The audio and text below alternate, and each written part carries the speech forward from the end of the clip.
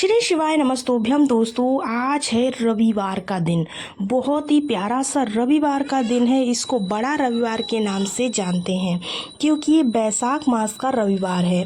तो ध्यान रखिएगा, इस रविवार के दिन आपको कौन सा उपाय करना है, दीपक को कैसे जलाना है, दीपक कहाँ पर जलाना है, कब जलाना है, किस समय जलाना है और किन लोगों को जलाना है, कौन सी समस्या के लिए जलाना है, सब कुछ आपको इस वीडियो में मिलने वाला है। तो वीडियो में अंत तक बने रहिएगा, देखिएगा। श्री शिवाय नमस्तोभ्यम। सबको पता है कि आज है रविवार का दिन। रविवार यानी कि बैसाख मास का पहला रविवार है ये। और आज का यह जो उपाय है दीपक वाला, आप सभी लोगों को करना है। भले ही आपकी फैमिली में कोई प्रॉब्लम है या नहीं है, आप सभी को इस उपाय को करना है। घर में बहुत सारी खुशियां लाने के लिए आपको इस उपाय को करना है। रविवार का ये दीपक है, रविवार की रात में ज़रूर लगाना है, जिससे परिवार में कोई भी संकट ना आ पाए या फिर कोई भी दिक्कत प्रॉब्लम जो भी आने वाली हो वो टल जाए। इस दीपक को लगाने के लिए हमें सबसे पहले कौन सी चीज़ों की आवश्यकता पड़ेगी उसके बारे में हम यहाँ पर बात कर लेते हैं। देखिएगा, आपको इस दीपक को लगाने के लिए सबसे पहले तो दीपक की आवश्यकता होगी, साथ ही साथ आपको कुछ मूंग के दाने लेने होंगे। मूंग के दाने की बात की है मैंने, यहाँ पर दाल की बात नहीं की है। इस बात का बहुत ही विशेष ध्यान रखना है आपको।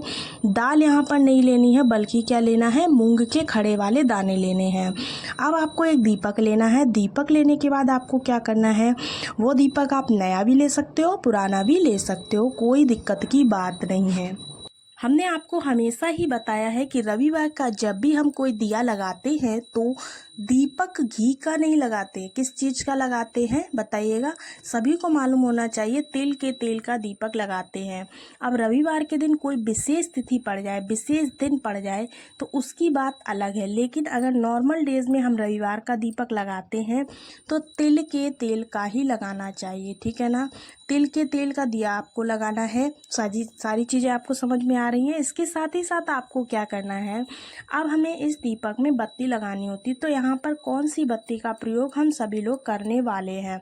तो ध्यान रखिएगा, यहाँ पर 4 मुखी बत्ती का दीपक आपको जलाना है। लंबी लंबी 2 बातियाँ लेनी है, दोनों को क्रॉस करके डाल देना है। जब आप क्रॉस करके डालेंगे दोनों बातियों को, 4 मुखी दीपक बन करके आपका रेडी हो जाएगा।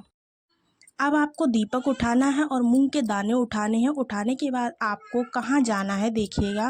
कहाँ पे जाओगे आप, तो अपने घर के दरवाजे पर जो मुख्य द्वार होता है उस द्वार पर जा कर के आपको क्या करना है, आप जो अपने घर में घुसते हैं ना, घुसने वाला जो स्थान होता है जहाँ पर आप मेन चौखट जिसको बोलते हैं घर की, वहाँ पर आपको क्या करना है, इस दीपक को प्रज्वलित करना है। तो कैसे आप इस दीपक को रखेंगे, किस जगह पर रखेंगे, देखिएगा। गुरुजी ने अपनी कथा में बताया है कि जब वो दीपक की बातें बताते हैं तो हमेशा ये कहते हैं कि जब हम गेट के अंदर एंटर कर रहे हो यानी कि घुस रहे हो, तो हमेशा ही राइट साइड में यानी कि अपने सीधे हाथ में, अपने सीधे हाथ की तरफ हमें ये उपाय करना है, ठीक है ना।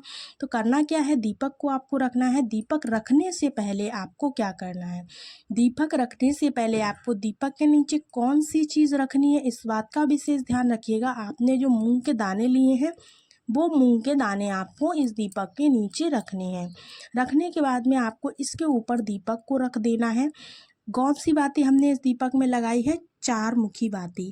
लेकिन लेकिन लेकिन एक चीज़ का विशेष ध्यान रखिएगा, चारों बातें आपको नहीं जलानी है। क्या करना है, आपको एक बाती जलानी है, 3 बातियां ऐसे ही छोड़ देनी है। आज हम इस दीपक को जो जलाने वाले हैं, यहाँ पर आपको कौन सा नाम लेना है, तो विशेष ध्यान रखिएगा। आज रविवार के दिन आपको तुमरुका जी का नाम लेकर के इस दीपक को जलाना है। किसका नाम लेना है, तुमरुका जी का। तुमरुका जी का नाम लेकर आप इस दीपक को जलाइएगा। इस दीपक के अंदर आपको काले तिल जरूर से डाल देने हैं। जब दीपक आप प्रज्वलित कर लें उसके बाद में काले तिल जरूर से डाल दीजिएगा। साथ ही साथ दोस्तों, जब आप प्रज्वलित कर रहे हैं तब आप अपने मन की इच्छा, अपने मन की मनोकामना, जो भी आपकी इच्छा है जरूर से कह दीजिएगा, जिससे कि आपके परिवार में, आपकी फैमिली में कोई भी संकट कभी नहीं आए। बस एक छोटा सा दिया आपको अपने घर पे लगाना होगा, कहीं भी जाना नहीं है, आपको कुछ करना नहीं है। नॉर्मल सा उपाय है, प्रतिदिन के उपाय मैं आपको बताती हूँ। हर उपाय का अपना अलग अलग तरीका है, अलग अलग उपाय करने की विचारधाराएं हैं, तो आपको ज़रूर से करना चाहिए। देखिए, पहला उपाय आपको अच्छे से समझ में आ गया होप सो, लेकिन दूसरे उपाय की तरफ हम बढ़ते हैं। दूसरा जो उपाय है, वो किन लोगों को करना है? उपाय उन व्यक्तियों के लिए है या उस परिवार के लिए है जिसके घर में धन की धन की कमी है। मतलब धन आता तो है लेकिन टिकता नहीं है। धन को रोकने की कोशिश बहुत करते हैं पर धन रुकता ही नहीं है। पितृदोष लगा हुआ है, बहुत परेशान है, क्योंकि धन जब भी नहीं रुके तो समझ लेना कि पितृदोष का कारण बन रहा है।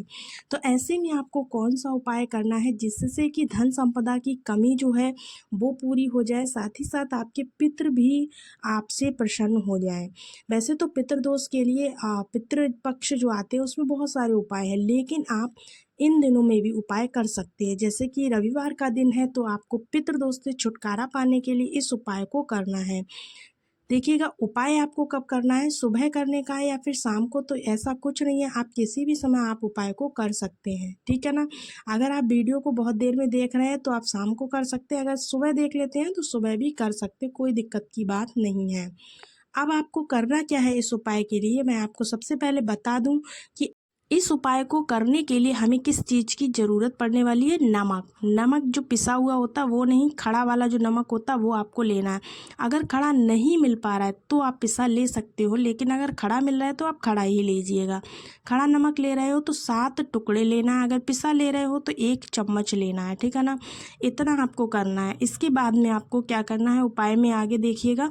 जब आपको नमक मतलब मिल जाए, नमक जब आप ले लें उसके बाद आपको क्या करना है, आप अपने घर की किसी भी कमरे में चले जाइए, कोई सा भी कमरा, कोई भी रूम हो आपके घर का, वहाँ चले जाना है। और आपको अपने घर में जो आपके यहाँ डेली जो झाड़ू इस्तेमाल करते हो, जो भी झाड़ू आप इस्तेमाल करते हो, उस झाड़ू पर जो आप झाड़ू जिससे आप पूरे घर में झाड़ू लगाते हो, बाहर दरवाजे की बात नहीं कर रही हूँ मैं, घर में जो लगाते हो ना, उस झाड़ू पर आप अपने बाएं हाथ में, यानी कि कौन सी चीज़, हाथ में, उल्टे हाथ में आपको झाड़ू को पकड़ना है और दाहिने हाथ से यानी कि सीधे हाथ से आप सभी लोगों के पास में जो नमक के टुकड़े हैं उस नमक के टुकड़े को अपने पितरों का स्मरण करते हुए आपको 7 बार घुमाना है। किस पर घुमाना है, झाड़ू के ऊपर, ठीक है ना।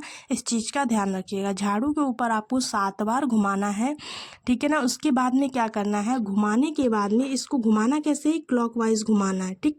जिस दिशा में घड़ी घूमती है ना उसी दिशा में आपको घुमाना है। घुमाने के बाद में अब आपको क्या करना है, अब अपने मेन गेट के पास जाना है आपको। खूब तेज़ी से जो नमक आपने लिया हुआ है, पिसा हुआ या खड़ा हुआ, जो भी नमक लिया उसको फेंक करके चुपचाप अपने घर के अंदर चले आना है।